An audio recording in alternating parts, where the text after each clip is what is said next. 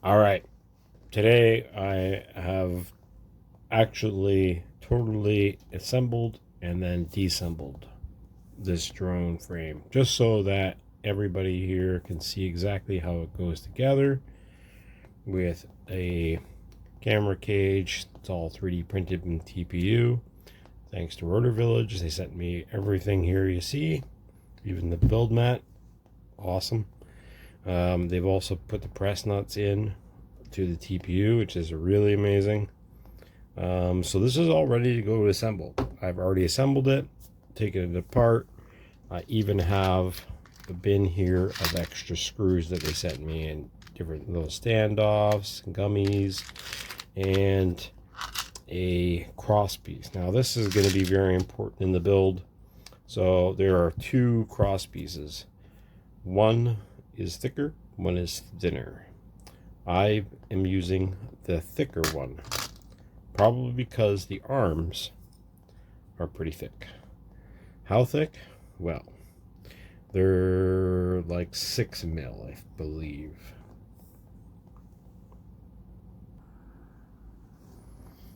Okay, so these arms actually measure to be, yep, 5.89, technically. 5.89. So they're about a 6 millimeter arm, a little bit smaller than 6 mil. But that being the case, just so everyone knows, the plates are 2.71, 2.65. Your top plate is going to be 2.65, and the bigger X piece is going to be 3.97. Now, big issue, not issue, but big information here is there is a TPU piece that comes in. Looks like this. It's got little standoffs in the hole and the rounded edges. These need to be put into here on that side, not the side with the press nuts. So you just put that in just like that. That is pretty much the easiest first step you can do. If you do end up using the smaller X, let me know. But as we're going to be going through, we're going to be using the thicker one. So now this piece all combines into all of this elements. So we have two bottom plates. These bottom plates actually go like this in a way, so that this gives you a little bit of extra room and extra oomph, you know what I mean? So now that I've taken it apart, I've already forgotten how it goes together. Just kidding. So that goes in there like that, but this is going to be turned so that your TPU mount goes from front to back. And that's what's going to help interlock everything because of these little cutouts here. See these little cutouts? They don't look like this. I tried to assemble it with this way and realized it gave too much motion. These pieces here help the arms interlock. Boom. So you just want to do that. Okay.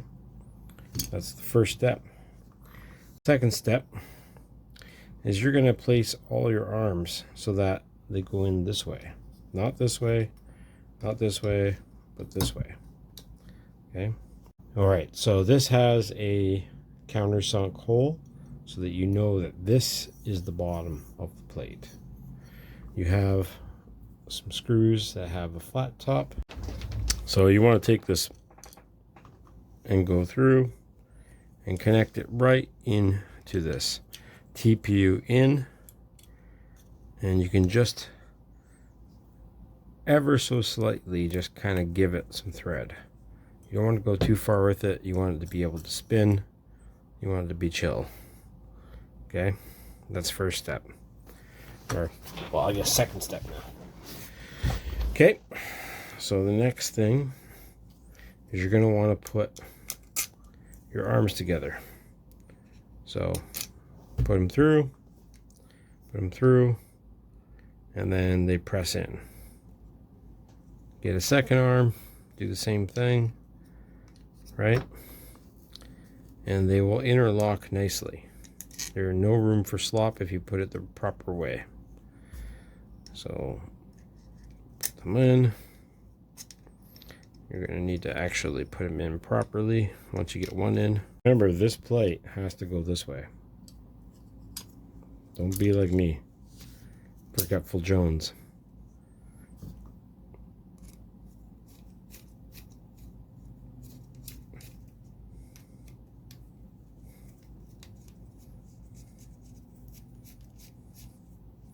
Okay, now those are more secure. Everything looks good.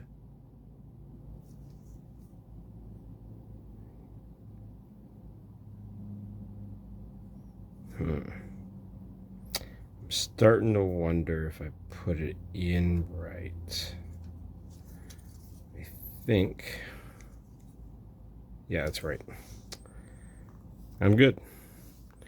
So now the other two arms, you can kind of just slide them in, find the hole by pushing and pulling until the arm hits in the hole. And then you can snug that one up a little bit.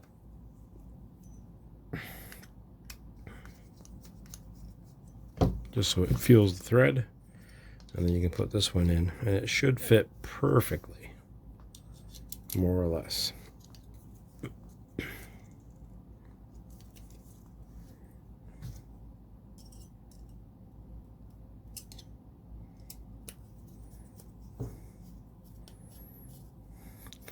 Now that you have all the motor screws, or not motors, arm screws put in, and give them a tighten.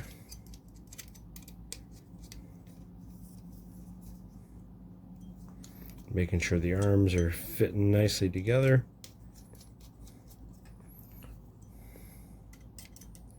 And now that you have these 4 outer arm screws tight, and make sure you go back and just check. Tight, tight, tight. You don't want any slop. This center screw is what tightens up the TPU piece in the cross brace to give it even more of a stronger hold. So make sure that center one is nice and firmly tight. Good to go. Now, the one thing I do see and realize that maybe these screws are a little bit longer than what they needed to be, but they are the longest ones and also the ones that would only fit, seeing as these arms would stop there and it wouldn't go all the way through, I don't think. So we're just going to keep those ones on there. No big deal. Second thing you can do now is you can start with the camera cage. This sometimes can be the first thing you can do. It's super easy. You just grab the cross brace that fits the size. Take whatever size screw. I like using the longer ones just to give it more beef, more thread going into it. There's nothing stopping it. They're not long enough to actually touch each other, so you can use whatever size length you want. These are M3 by 10. Those ones are M3 by 16. So tighten that up as best you can. That's going to be great. This is all flexible. That's going to sit right up on front. So you can install that right away if you like. So let's do that for you real quick.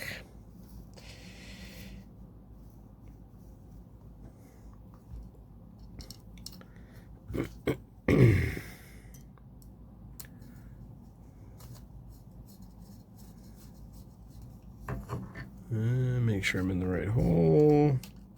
Yep. Good. Let's put one in the front.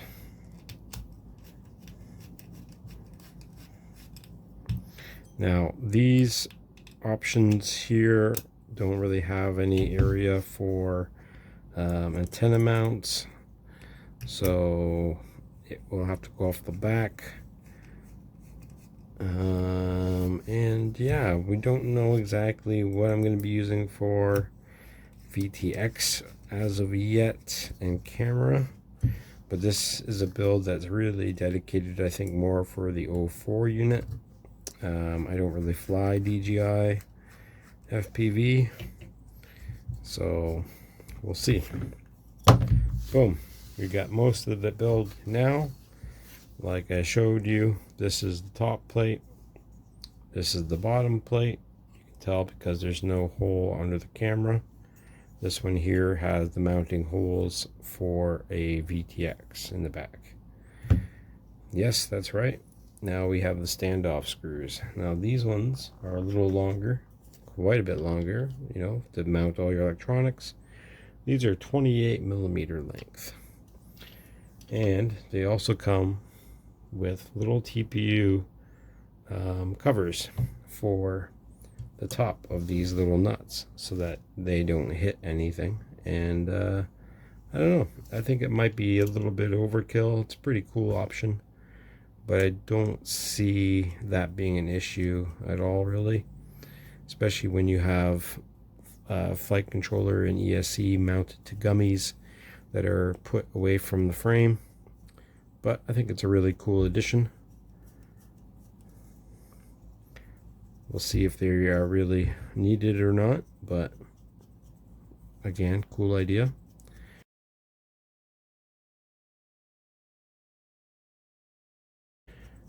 I don't have my electronic screwdriver set up, otherwise I would be zipping through this build, but it also gives you kind of a real life assembly. You want to get that screw nice and tight.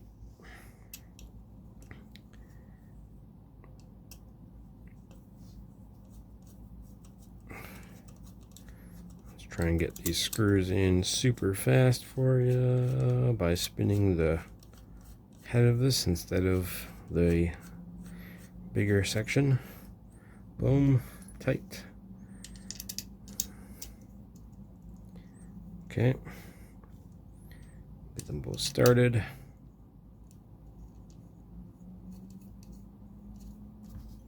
All right, let's zoom it. So again, this is a 5-inch build, brand new from Rotor Village. Check them out. Shop Canadian, shop FPV shops. I definitely suggest trying to stop buying from Amazon or AliExpress or Temu for your drone parts, even though they might be a little bit cheaper. They're not going to be as reliable, and you're going to build it more than once. If you do that, you're probably going to lose a drone eventually because of poor components. But that's just my advice. Believe it or not, I was once you in the past, and I've learned a lot throughout this hobby. So do heed my advice or not. There we go. Those little press covers are installed. Again, not a big deal. Nothing should be touching the carbon fiber anyway. Otherwise it would get a short. So yeah, I'm not really sure. The standoffs are the standard size. There's only 2 long ones that go inside the TPU that I didn't show you, but that should be fairly easy enough to figure out. The longest ones are for inside the TPU.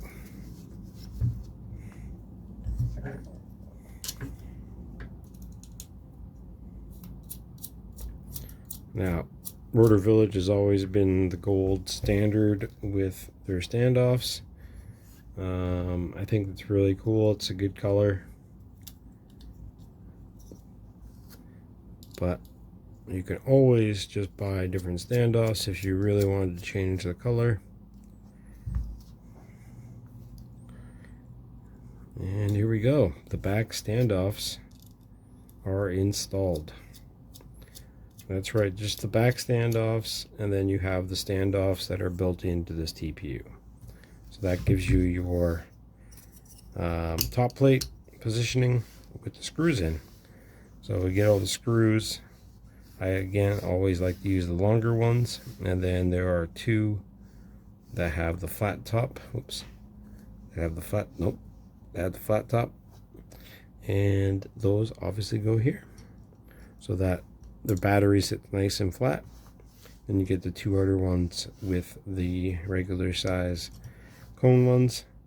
These are all 10 mil. I like using 10 mil more than 8 mil.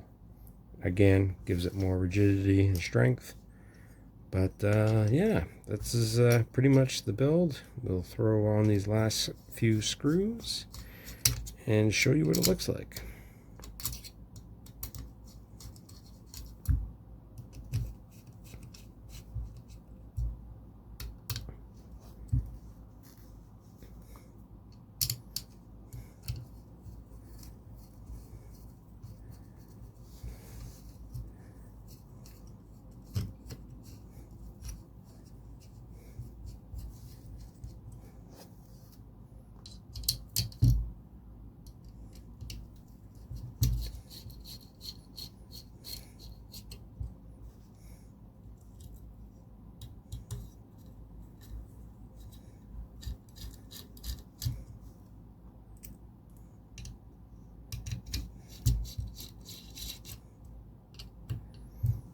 All right, and there you are.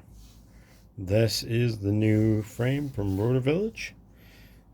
Yeah, it's going to be a sick ass ripper, very strong, and the top plate, bottom plate, I think are going to be fairly indestructible at most points. Well, we'll have to see. But this thing is going to fly some long range and some 3D, so look out for it. Buy your products from actual FPV vendors and support the hobby. Otherwise, we're doomed. Thanks for watching. Cheers.